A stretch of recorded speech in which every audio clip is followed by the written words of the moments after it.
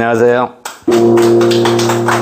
2025년 6월 22일 강의를 시작하겠습니다. 오늘은 아주 간단한 걸 짧게 설명을 드리겠습니다. 왜 염증이 있을 때 병원에서 의사들이 염증이 있을 때는 술을 마시면 안 된다 이런 얘기를 했는데 왜 그런지를 설명을 할게요. 염증이 있을 때 술을 못 마시게 하느냐 이런 얘기. 자, 염증이 있다는 얘기는 무슨 얘기라고 그랬죠? 세균이나 바이러스하고 백혈구가 싸움을 해서 백혈구가 진 상태가 염증이라고 그랬어요. 이 결과물이 세균이나 바이러스하고 백혈구가 싸움에서 진 상태. 그런데 세균이나 바이러스는 어디서 생겨났느냐면 지저분한 데서, 민물에서 생겨났어요. 지저분하다라는 얘기는 질소 화합물이 있는 막 두엄, 시궁창 이런 데 질소가스가 많아요. 민물에서 얘들은 바이러스나 세균은 힘이 강해져요. 근데 백혈구는 혈액 속에서 사는데 언제 힘이 세지느냐면 백혈구는 짜야 돼요. 짠물. 즉 염분 농도가 0.9% 식염수에다가 산소가 많아야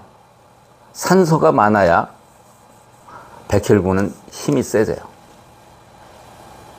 그러니까 염증을 치료하려고 하면은 얘들은 힘을 약하게 만들고 백혈구는 힘이 세게 만들어야 되는데 술을 마셨다? 술은요 마시면은 흡수가 우리 체내의 흡수가 무지하게 잘 돼요. 혀에서부터 흡수가 돼요.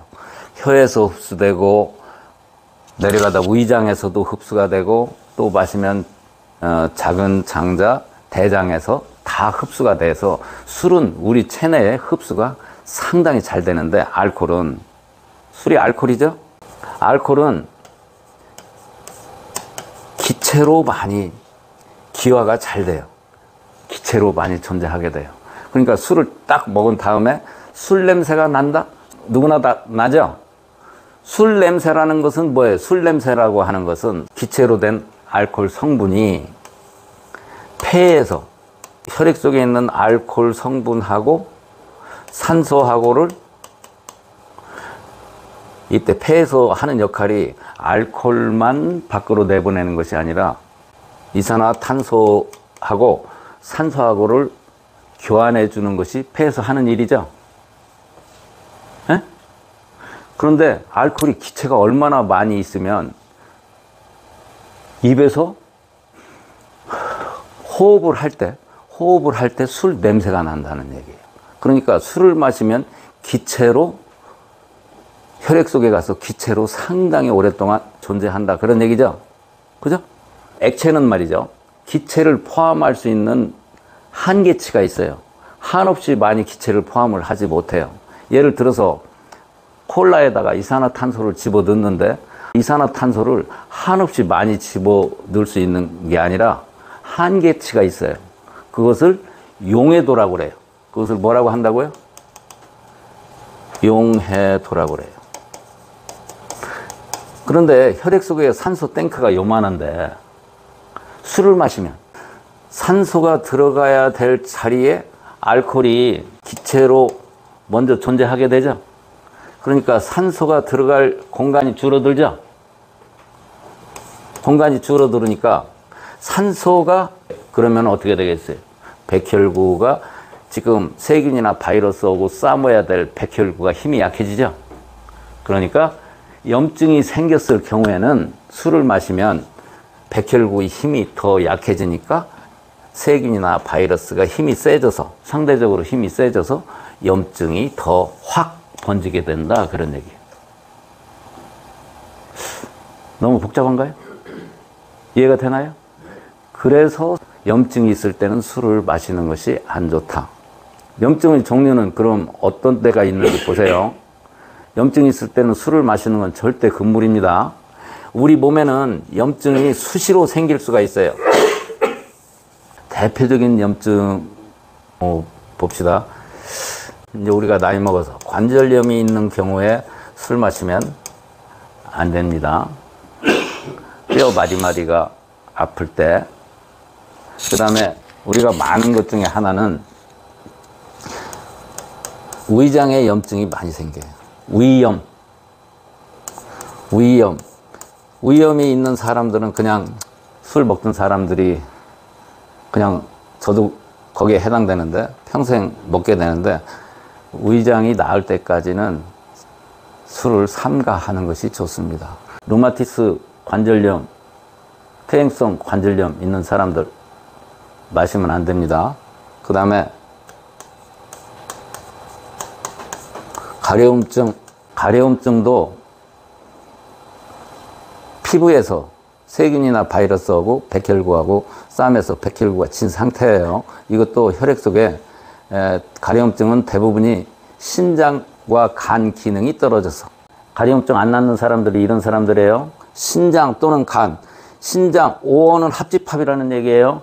신장 또는 간이라는 얘기는 신장만 나쁘든지 간이 나쁘든지 신장과 간이 둘 다 나쁘든지 이런 얘기예요.